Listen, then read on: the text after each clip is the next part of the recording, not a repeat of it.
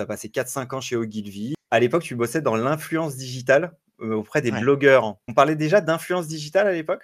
Ouais, on parlait déjà d'influence digitale. En fait, à l'époque, on avait déjà alors à l'époque, on parle de 2010, hein, on avait déjà bien compris que, il y avait énormément de processus de décision, notamment de décision d'achat qui se prenaient après avoir consulté des avis en ligne et notamment des avis émis par des espèces de leaders d'opinion qui commençaient Ouais. à se dégager, qui étaient les blogueurs, les 1ers influenceurs digitaux, on va les appeler comme ça.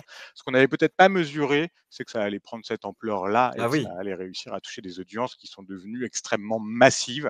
Là où à l'époque, on réfléchissait encore plutôt dans l'idée qu'internet était un média de masse individualisé et que chaque influenceur allait réussir à toucher sa niche.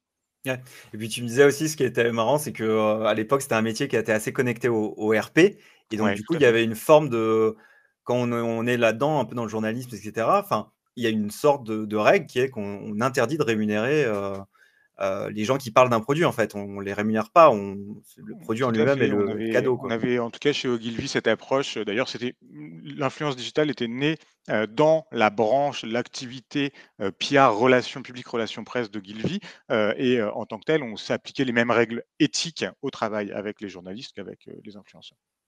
Et donc Autant ensuite, dire que l'époque a un peu changé, depuis. bah oui, c'est ça, là, c'est le Far West, là.